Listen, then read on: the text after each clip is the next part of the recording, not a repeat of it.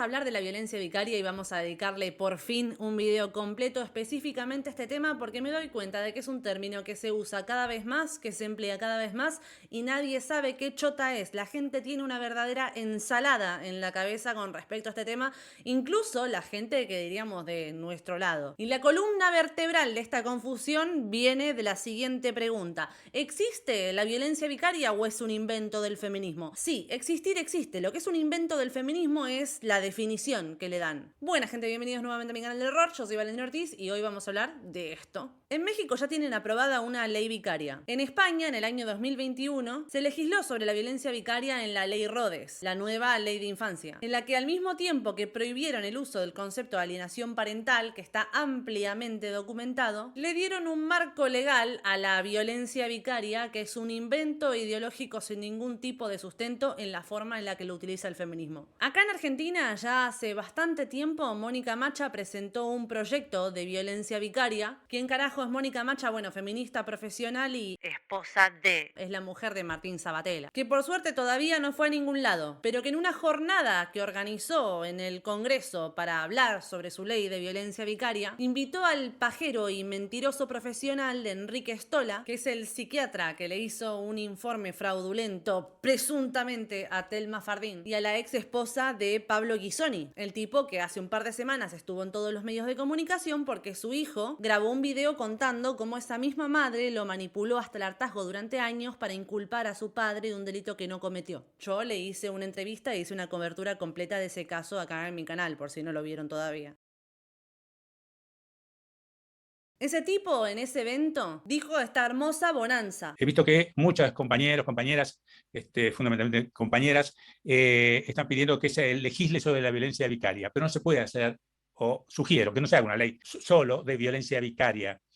Este tema tiene que estar dentro de las leyes que protegen los derechos de las mujeres, como por ejemplo la 26485, porque si no, los tipos la van a utilizar para ellos. Pero ahora sí, vamos al punto, que es, según las feministas, la violencia vicaria. Para el feminismo, la violencia vicaria es aquella violencia que se da a través de los hijos con el fin último de maltratar a la madre. Es decir, la violencia que ejercería un padre a través de los hijos, maltratando a los hijos, para, como finalidad última, hacerle daño a la madre. Pero la violencia vicaria realmente no es esto. Vicario, de hecho, solo significa a través de. Y así como existe la violencia vicaria, existe el aprendizaje vicario, que es aprender a hacer algo en función de ver a otro realizar esa acción. Por ejemplo, así aprenden a coger los pandas, viendo a otra pareja de pandas coger. Y esto no es algo que me estoy inventando yo, de hecho lo explicó hasta en televisión la reconocidísima psicóloga infantil española Rocío Ramos Paul. Quería apuntar, porque quede claro, técnicamente vicario quiere decir que yo no te lo hago directamente a ti, sino que lo hago a través de, y esto puede ser un aprendizaje, o esto puede ser una emoción, o esto puede ser,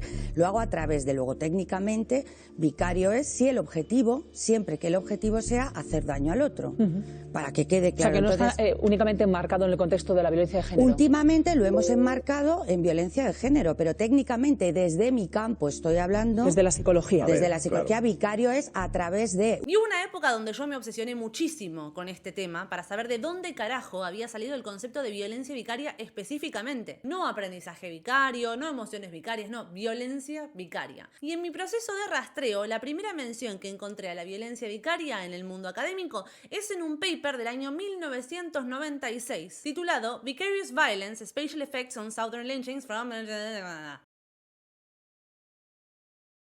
Este paper, que les voy a dejar acá abajo en la descripción para que lo puedan consultar ustedes gratuitamente, habla de cómo los linchamientos por cuestiones étnicas en una región en concreto terminaron afectando a las conductas en otra región diferente. Y cómo pasamos de esto a enmarcarlo en el contexto de violencia contra las mujeres. La primera mención en este contexto específicamente surge en el año 1997 en un estudio de la doctora McMurray titulado Violence Against Ex-Wives, Anger and Advocacy. En este artículo se habla de la violencia vicaria como una de las formas más comunes de violencia que sufren las ex esposas que son víctimas de violencia. Pero en ningún momento teoriza sobre que este tipo de violencia solo lo puedan sufrir las ex esposas. Para ponerles una comparativa más fácil de comprender, esto es como que dijéramos que una de las formas más comunes de violencia que sufren los perros son las patadas y que por tanto patada es el tipo de violencia que sufren los perros. No tiene ningún sentido, ¿no? Bueno, eso es exactamente lo que hizo Sonia Vaccaro, una psicóloga forense feminista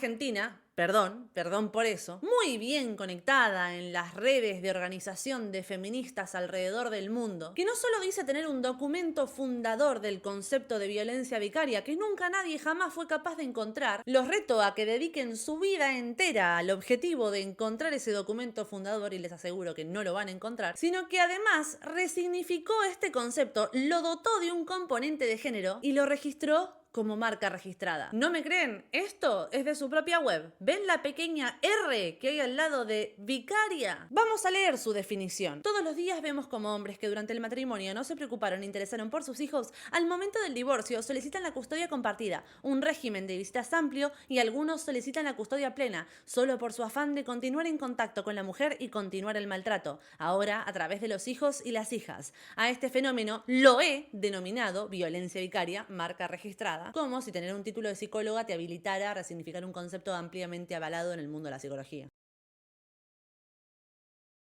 Aquella violencia que se ejerce sobre los hijos para herir a la mujer. Es una violencia secundaria a la víctima principal, que es la mujer. Es a la mujer a la que se quiere dañar y el daño se hace a través de terceros, por interpósita persona. El maltratador sabe que dañar, asesinar a los hijos, es asegurarse de que la mujer no se recuperará jamás. Es el daño extremo. Esta es la definición de violencia vicaria, que es una absoluta basura ideológica, fundada en absolutamente nada más parecida a una marca que una definición real. Su autora es la referente de cómo se está legislando sobre la violencia vicaria en todos los países que la están legislando, dejando completamente al margen la definición real, la definición original, que tenía como objetivo referirse a ese tipo de violencia que se da por interpósita persona sin ningún tipo de componente de género involucrado. Aquella, la violencia vicaria real. De hecho, la definición real de violencia vicaria, la original, la no prostituida por dogmas ideológicos, es la que podría albergar la existencia de la alienación parental. Hablando de alienación parental, esta misma señora, Sonia Vaccaro, es la autora de una obra titulada El pretendido síndrome de alienación parental, un instrumento que perpetúa el maltrato y la violencia. Resulta que el GARIPA, que es la agrupación de acción global por la integridad investigativa de la alienación parental, Global Action for Research Integrity in Parental Alienation, le hizo un análisis técnico a este libro. Cuenta de 145 páginas y por supuesto no se los voy a leer acá completo. Solo les voy a leer el índice para que vean el tipo de problemitas que se han encontrado dentro de la autoría de esta señora.